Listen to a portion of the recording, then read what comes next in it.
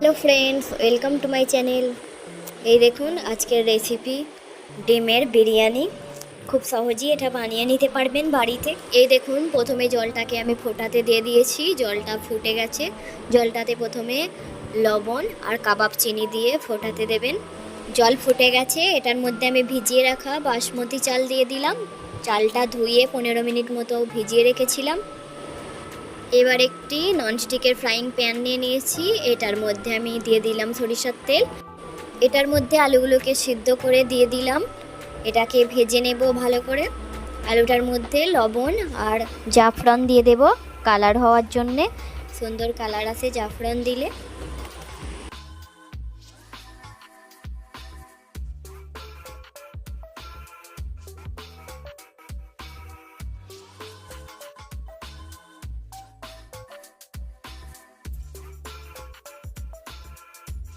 তো সুন্দর কালার এসেছে।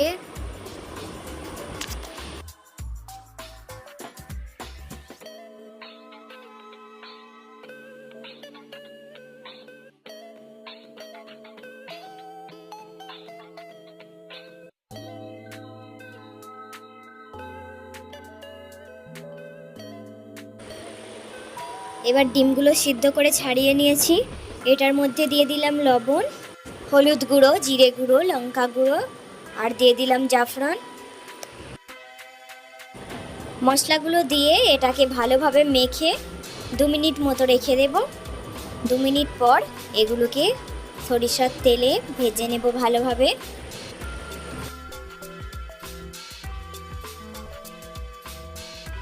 তারা বাড়িতে এইভাবে অবশ্যই একবার বানিয়ে দেখবেন, দারুণ স্বাদের হয়। আমার চ্যানেল নতুন হলে আমার চ্যানেলটি প্লিজ সাবস্ক্রাইব করবেন।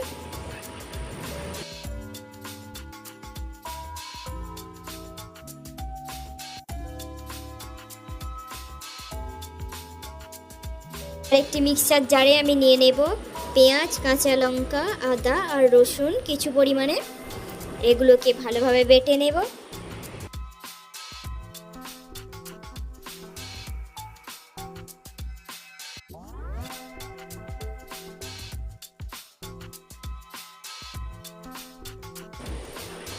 বাটা হয়ে গেছে, এবার এটার মধ্যে দিয়ে দিলাম আমি সরিষার তেল।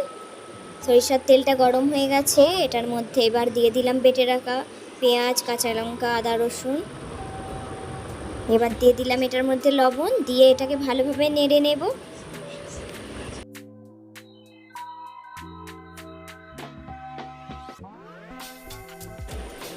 এবার এটার মধ্যে 1 চামচ জিরে গুঁড়ো দিয়ে দিলাম, লঙ্কা গুঁড়ো দিয়ে দিলাম একটু ঝালের জন্যে। আপনারা যেমন ঝাল খেতে পছন্দ করেন সেই হিসেবে লঙ্কার পরিমাণটা ব্যবহার করবেন।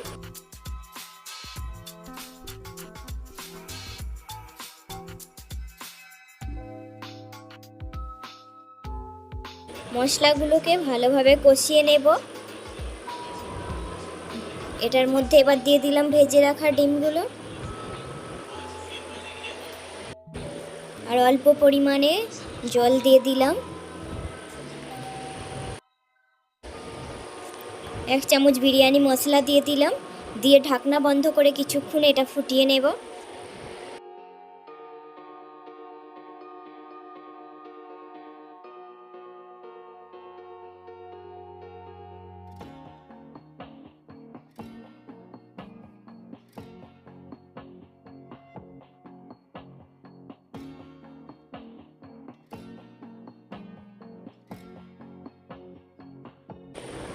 ডিমের এই কারিটা বিরিয়ানির জন্য পুরো প্রস্তুত হয়ে গেছে। এবার যে পাত্রে বিরিয়ানিটা বানাবো সেই পাত্রটা প্রথমে গরম করে নিয়েছি। এবার এটার মধ্যে আমি ঘি দিয়ে দিচ্ছি, ভালোভাবে ঘিটাকে মাখিয়ে নিতে হবে এই কড়াটার চারিদিকে।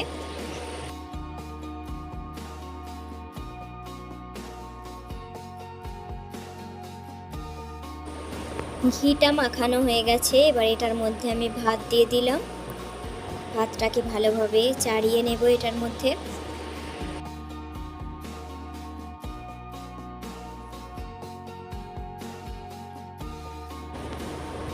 ভাতটা চাড়ানো হয়ে গেলে এটার মধ্যে আলু দিয়ে দেব। আলুটা দিয়ে অল্প পরিমাণে বিরিয়ানির মশলা দিয়ে দিলাম।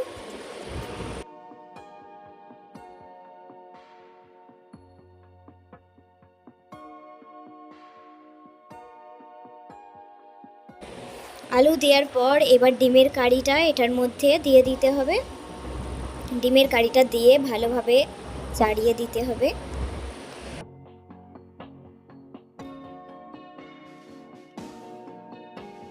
ডিমের কারিটা দেওয়ার পর আবার এটার মধ্যে ভাত দিয়ে দিতে হবে।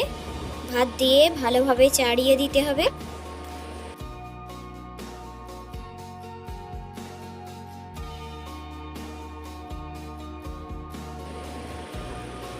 এবার এটার মধ্যে আমি দিয়ে দিলাম লেবুর রস।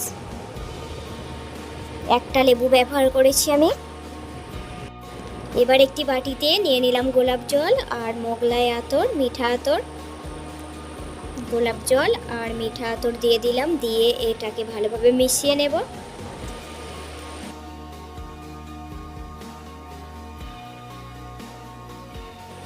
গোলাপ জল আর আতরটা ভাতের মধ্যে ভালোভাবে চাড়িয়ে দিতে হবে।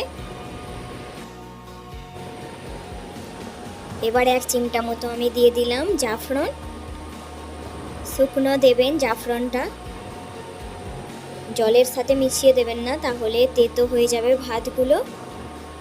শুকনো শুকনো ছড়িয়ে দেবেন উপরে, তাহলেই কালার এসে যাবে সুন্দর। আর দিয়ে দিলাম কিছু পরিমাণে ঘি আর 1 চামচ সব শেষে দিয়ে দিলাম বিরিয়ানির মশলা। এটাকে দিয়ে 15 মিনিট মতো দম দিতে হবে।